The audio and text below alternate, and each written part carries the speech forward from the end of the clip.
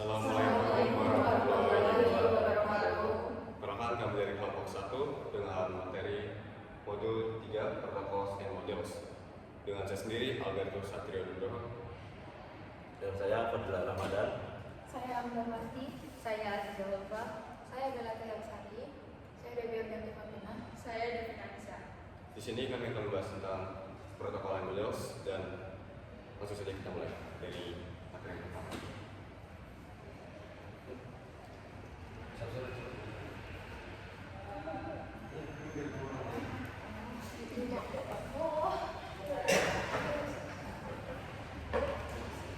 Nanti buka nanti.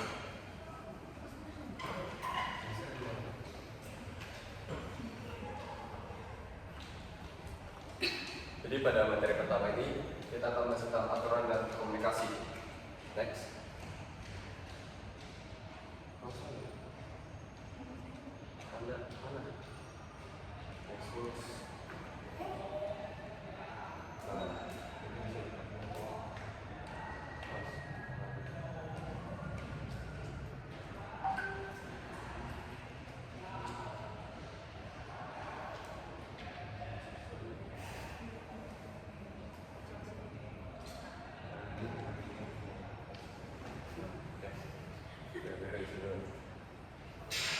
Oke, baik, pada materi pertama di 3.1 kita akan bahas tentang aturan komunikasi. Bagaimana aturan fasilitas komunikasi sukses dalam jaringan. Next. Jadi di sini ada dasar-dasar komunikasi. 3 elemen utama itu adalah sumber pesan, orang atau perangkat elektronik yang mengirim pesan, lalu ada tujuan pesan, penerima pesan yang ditujui, lalu di sini ada saluran atau broadcast atau channel, media yang menyediakan jalur transmisi. Jadi dasar-dasar komunikasi sendiri memiliki sumber. Yang pertama adalah perangkat pengirim seperti PC, laptop, dan lain-lainnya yang digunakan oleh user. Lalu ada tujuan atau destination, merupakan perangkat penerima.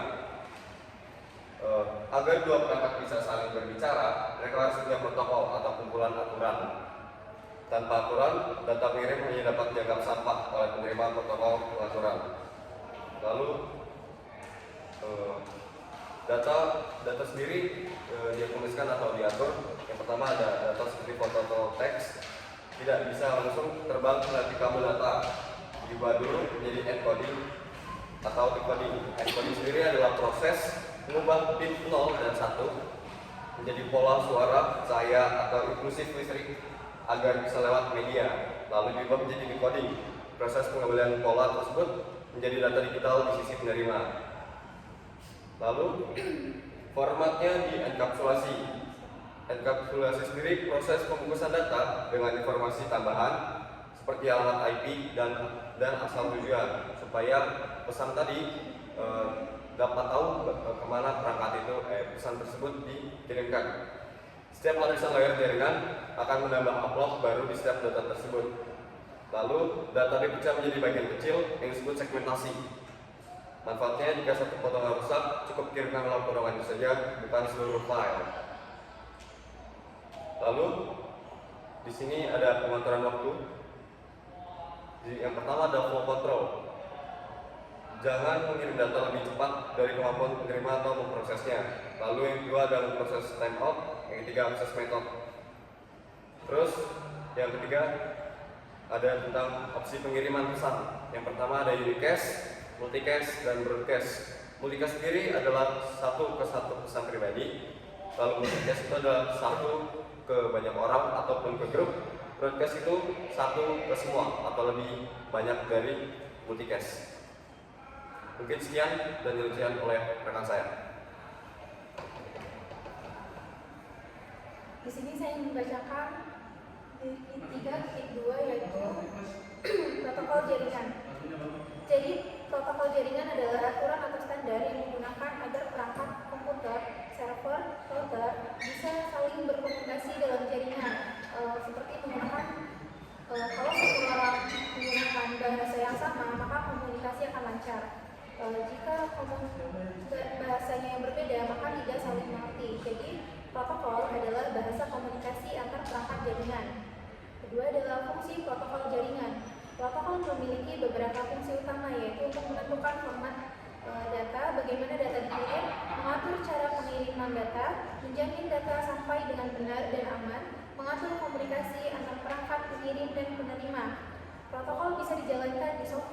populer. Itu yang ketiga ada jenis-jenis protokol jaringan, yaitu ada network communication protocol, yaitu protokol komunikasi digunakan untuk mengirim data antar perangkat. Contohnya adalah IP, Internet Protocol, TCP, Transmission Control Protocol, dan HTTP, Hypertext Transfer Protocol, yaitu fungsinya untuk memastikan data bisa dikirim dari satu perangkat ke perangkat lain. Selanjutnya ada Network Security Protocol, yaitu protokol keamanan digunakan untuk melindungi data saat dikirim. Fungsinya adalah autentikasi, yaitu memastikan identitas, enkripsi, mengamankan data, menjaga keutuhan data. Contohnya adalah SSH, SSL, dan TLS. Ada juga routing protokol, yaitu protokol routing. Digunakan oleh router untuk menentukan jalur terbaik pengiriman data. Contohnya adalah OSPF dan juga ada BGP. Fungsinya untuk mencari jalan tercepat atau terbaik ke tujuan. Ada juga Service Discovery Protocol, yaitu digunakan untuk menemukan layanan atau perangkat dalam jaringan. Contohnya DHCP dan DNS. Yang keempat ada cara kerja protokol, yaitu ilustrasi. Ada gambar. Di situ ada komputer mengirim data menggunakan IP, misalnya IP versi 4, yaitu data melewati beberapa perangkat jaringan. Router bisa meneruskan data karena mengerti protokol yang sama. Server menerima data karena informasinya sesuai aturan. Di sini ada fungsi dari protokol, yaitu data melewati beberapa aturan komunikasi yang disebut protokol. Jadi setiap protokol punya tugas masing-masing. Seperti ada yang menulis surat, ada yang menulis isi surat, ada yang memastikan paket aman, ada yang mengatur alamat, dan ada yang mengirim lewat alamat, lewat jalan alamat. Yang kedua ada urutan protokol, yaitu ada HTTP, Hypertext Transfer Protocol. Itu tugasnya untuk komunikasi antar browser dan server, mengatur request dan response. Contohnya kita klik website dan HTTP kirim permintaan. Yang kedua ada TCP, Transmission Control Protocol.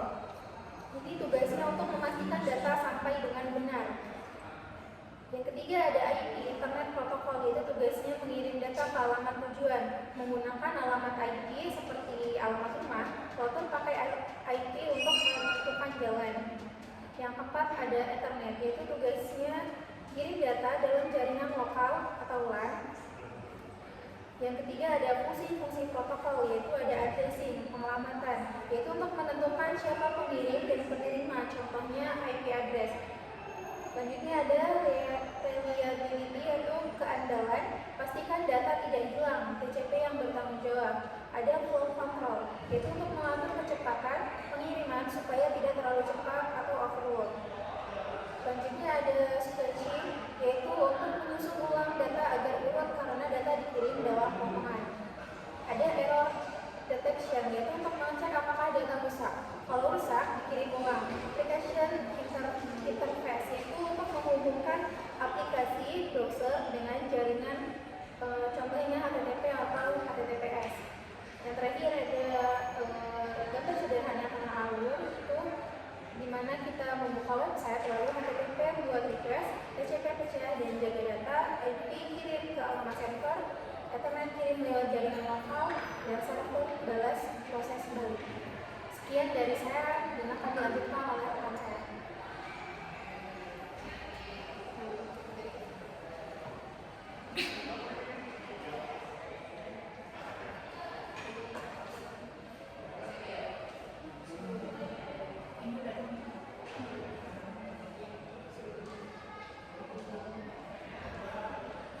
Di sini ada protokol SWIFT, yaitu sekumpulan protokol yang bekerja bersama dalam jaringan. Fungsinya mengatur cara data dikirim, diterima, dan diproses. Yaitu contohnya seperti ada TCP, IP yang dipakai di seluruh internet. Lalu mengapa menggunakan TCP atau IP? Yaitu karena fleksibel, bisa dipakai sebagai perangkat jadi standar internet dunia. Contohnya itu bisa browsing web atau HTTP, HTTPS, dan kirim email dan streaming dan game. Lalu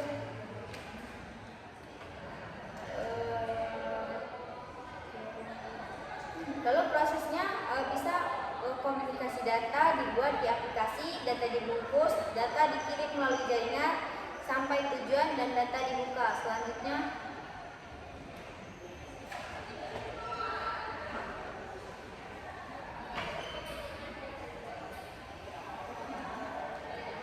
yaitu ada standar organisasi. Yang pertama ada open standard atau standar terbuka.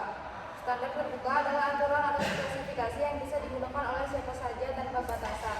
Tujuannya supaya perangkat dari berbagai vendor, misalnya Cisco, Microtik, bisa saling kompatibel. Contoh, internet bisa digunakan oleh semua perangkat karena menggunakan standar terbuka seperti TCP atau IP. Selanjutnya yaitu organisasi IEEE atau standar perangkat dan jaringan Wi-Fi Ethernet.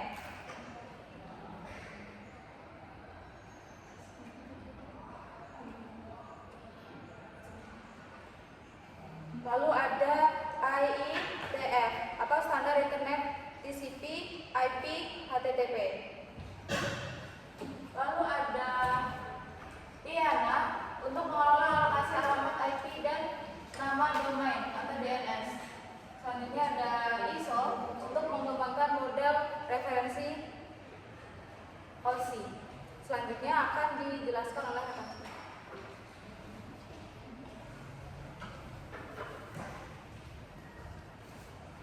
Saya ingin menjelaskan OSI vs TCP/IP conversion. Pertama, model OSI. Kerangka kerja teoritis ada 3 layar seperti ini: application layer, stadion layer, session layer, platform layer, network layer, dan data link layer. Yang ke-7 basic layer. Terus dirancang oleh ISO untuk standarisasi, jarang diimplementasikan sepenuhnya, bagus untuk pendidikan dan troubleshooting. Model TCP/IP implementasi praktis ada 4 layar seperti aplikasi layar, kartu layar, host layar, internet layar, dan network asik layar. Berkembang dari penelitian ARPANET, standar internet dokumen RFC digunakan di jaringan dunia nyata. Kedua ini memakai public key, HTTP, SSL, NetBIOS, TCP, IP, dan RJ45. Kenapa keduanya penting? Pertama, OSI, kerangka troubleshooting yang kompresif, pemisah fungsi yang jelas. Yang ketiga, istilah vendor network netral vendor. Yang kedua, TCP/IP, standar backbone internet, protokol di dunia nyata, langsung mapping ke arsitektur internet. Selanjutnya, pendekatan hybrid di jaringan modern, perencanaan. Gunakan OSI untuk perencanaan konseptual, implementasi. Gunakan TCP/IP untuk deploy aktual. Troubleshooting, gunakan OSI untuk mengisolasi masalah per layer. Terima kasih.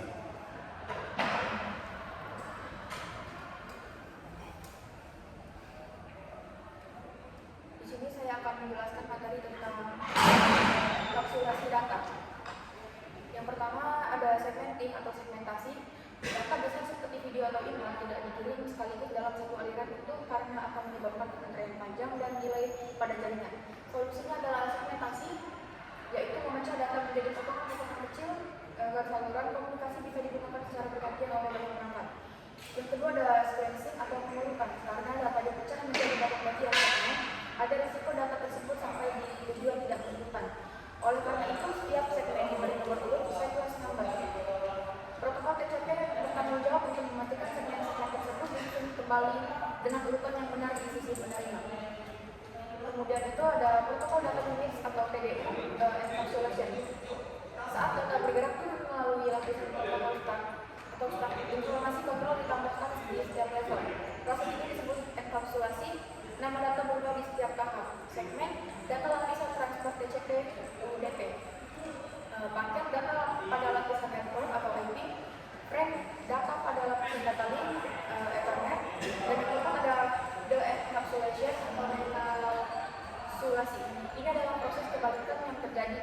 penerima. Saat data naik ke lapisan atas menuju aplikasi pengguna, perangkat penerima melepaskan header, informasi kontrol, dan tiap protokol satu persatu hingga menyisakan data asli yang berat.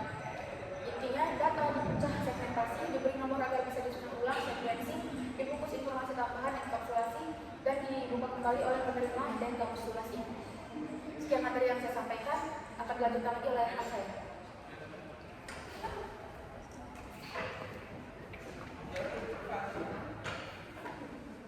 Nah, jadi di sini saya akan menjelaskan model 7 akses data, di mana pengalamatan jaringan logical address atau IP digunakan untuk pengiriman end-to-end dari sumber asli ke tujuan akhir.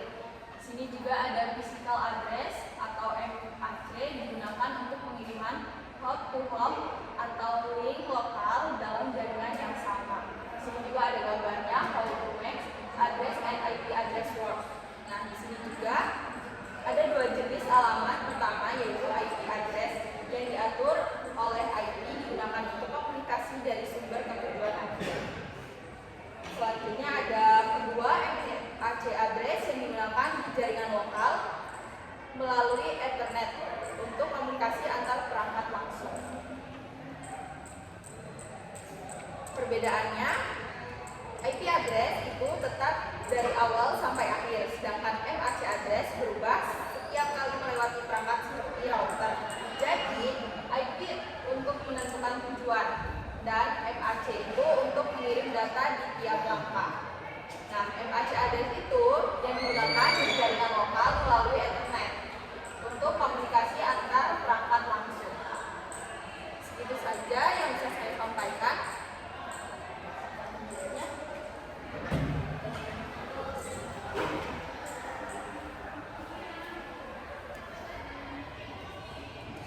Baik, mungkin sekian materi dari kami. Untuk salah dan kurangnya kami mohon maaf. Kami ucapkan terima kasih. Wassalamualaikum warahmatullahi wabarakatuh.